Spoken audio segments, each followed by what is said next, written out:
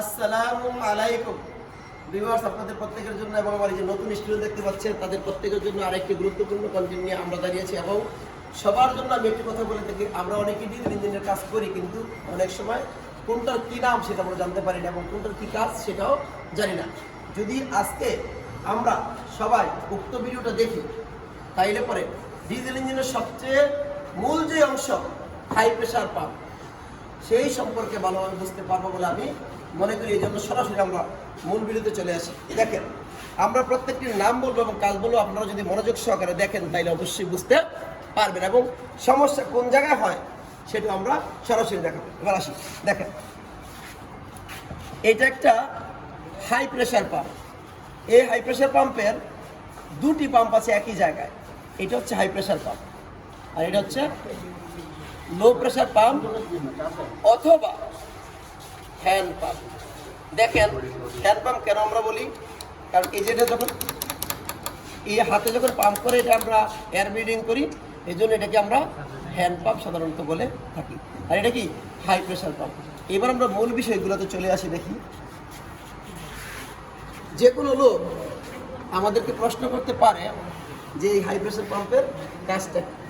High pressure পাম্পের কাজ হচ্ছে আপনার এক নম্বরে হাই প্রেশার পাম্প ব্যবহার করা হয় থাকে ডিজেল ইঞ্জিনে।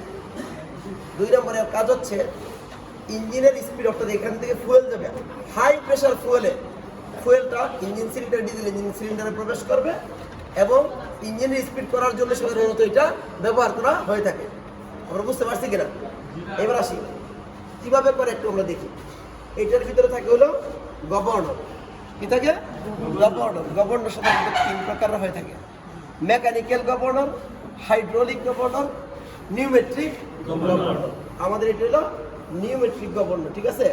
তবে এইটা কিন্তু একটা ডিপিএ পাম্পের মতো কাজ করে। যেমন আমরা ডিস্ট্রিবিউটর দেখছি না, ডিস্ট্রিবিউটরে যেরকম ফায়ারিং অর্ডার থাকে 1, 3, 4, 2, 4 সিলিন্ডার হলে, আর 6 সিলিন্ডার হলে ফায়ারিং অর্ডার থাকে 1, 5, 3, 6, 2, 4, এরকম না?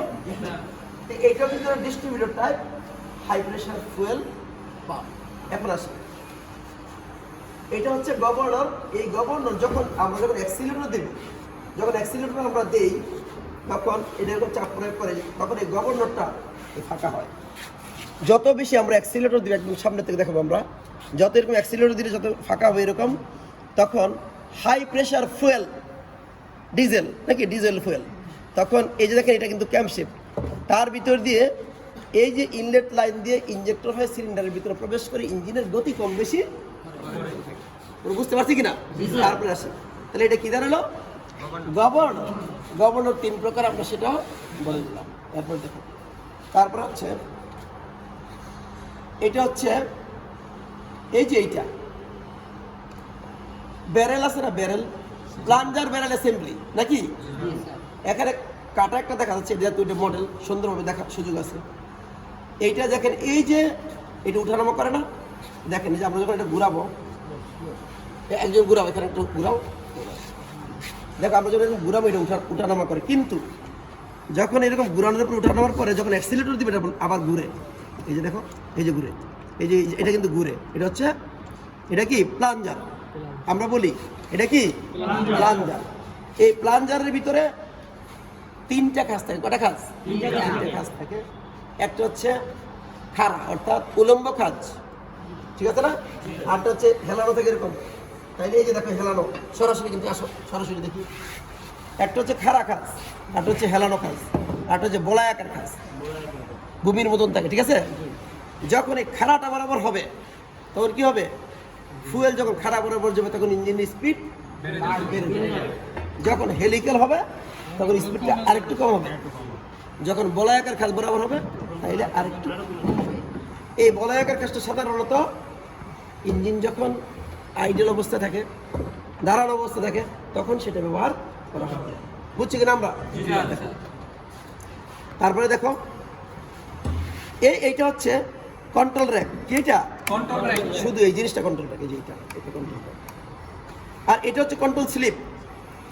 ভালো করে খেয়াল করি, এটা হলো কন্ট্রোল স্লিপ, কিন্তু এইটার ভিতরে দেখেন দাঁতের মতো আছে, আসেনি? দেখেন ভালো করে, আমি কলম দিয়ে দেখাচ্ছি। এই যে দাঁতের মতো আছে না, এটাকে বলে টুথ কোয়াড্রেন্ট। টুথ 100 মনে থাকবে? তারপরে দেখো যখনই আমার এইটা এরকম ধাক্কা দিব, ঠিক আছে, ধাক্কার ফলে তখন এগুলা ঘুরার কারণে এই প্লাঞ্জার ঘুরে নাকি, প্লাঞ্জারটা যেখানে উঠানামা করে এটার ভিতরের অংশটার নাম হচ্ছে ব্যারেল। কোনটা খেয়াল করো, বারবার বলতেছি, এই যে এটা ভিতরেরটা, এটা কি ব্যারেল। ব্যারেলটার ভিতরে প্লাঞ্জারটা উঠানামা করে, আমরা বুঝতে পারছি কিনা? তারপরে আসো, তারপরে দেখো এই ভিতরের দিকে আছে কি ক্যাম্পশেপ। কি শেপ আছে? ক্যাম্পশেপ। মনে থাকবে তো? এটা আমরা মাথায় রাখবো। ক্যাম্পশেপের পরে এটা হলো ক্যাম লুপ। খেয়াল করো, ক্যাম লুপ। আর এটা হচ্ছে ট্যাপেট। এই ট্যাপেটের কারণে কিন্তু এটা যখন ঘুরাও, এটা একটু ঘুরাও, এই ট্যাপেটটা যখন চাপ দিবে, দেখেন চাপ যখন দিবে তখন কি হবে, তখন এই যে প্লাঞ্জার এবং ব্যারেল অ্যাসেম্বলি প্লাঞ্জার এরকম উঠানামা করবে নাকি। এইবার তাহলে আমরা উপরে যাই। দেখো এই প্লাঞ্জারের এখানে প্লাঞ্জার ব্যারেলের উপরে থাকে ডেলিভারি বাল্ব। কি বাল্ব? Delivery bulb. এই ডেলিভারি বাল্বের মাধ্যমে কিন্তু ফুয়েলটা সিলিন্ডারের ভিতরে হাই প্রেসারে যাবে। এরপরে আসেন, এটা হচ্ছে স্প্রিং। এটা কি স্প্রিং? ওই যে প্লাঞ্জার ব্যারেল অ্যাসেম্বলি স্প্রিং। আর এটা হচ্ছে, এটা কি ডেলিভারি বাল্ব?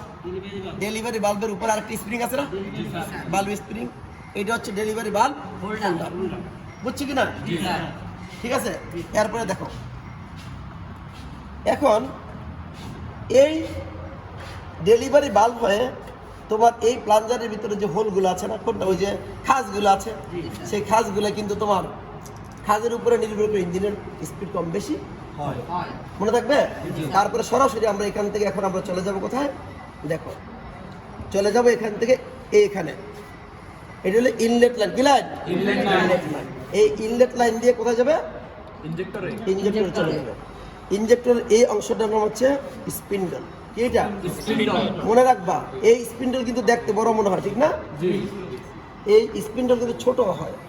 যখন পাম্প যখন ছোট হবে, স্পিন্ডল তখন ছোট হবে। ইনজেক্টর যখন ছোট হবে, স্পিন্ডল তখন ছোট হবে। এবার আসো, তারপরে দেখো এটা কি ইনজেক্টর স্প্রিং, রিটার্নিং স্প্রিং বলে। কি বলে? এটা একটু চাপ দেয় আবার ছাড়ে, ঠিক আছে? তারপরে দেখো মোটামুটি এটা ক্লিয়ার।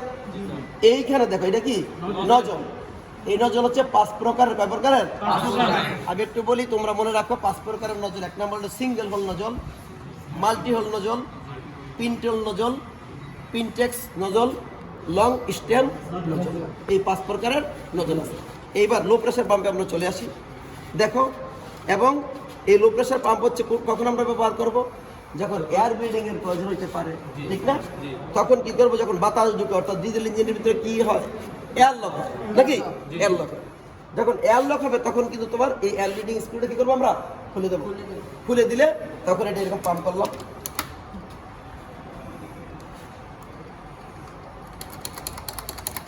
কি হবে? ফুয়েলটা পাম্প হবে।